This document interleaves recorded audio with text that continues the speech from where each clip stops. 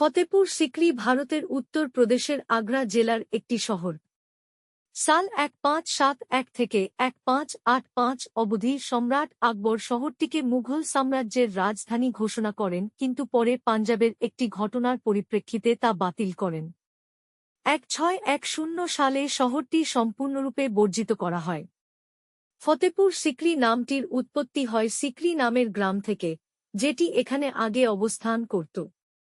ভারতীয় প্রত্নতত্ত্ব বিভাগের 1999-2000 সালের খননকার্য থেকে জানা যায়, আকবর এখানে রাজধানী স্থাপন করার আগে থেকে এখানে মানুষের বসবাস ছিল।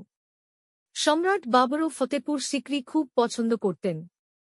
তার সৈন্যেরা এখানকার সুকরি ঝিলের জল ব্যবহার করতেন, তাই বাবর জায়গাটির নাম দিয়েছিলেন সুকরি। বাবর সিকরিকে বিনোদনের জন্য ব্যবহার করতেন এবং এর সীমান্ত অঞ্চলে মহারানা সংগ্রাম সিংহকে পরাজিত করেছিলেন।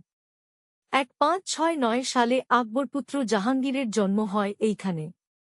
যে শেখ জাহাঙ্গীরের জন্মের ভবিষ্যদ্বাণী করেছিলেন, তার স্মৃতির উদ্দেশ্যে আকবর এখানে একটি ধর্মীয় প্রাঙ্গণের নির্মাণ করেন। জাহাঙ্গীরের দ্বিতীয় জন্মদিনের পরে আকবর এখানে একটি প্রাচীরঘেরা শহর এবং এক রাজশাহী প্রাসাদ নির্মাণ করেন। 1573 সালে আকবরের গুজরাত বিজয়ের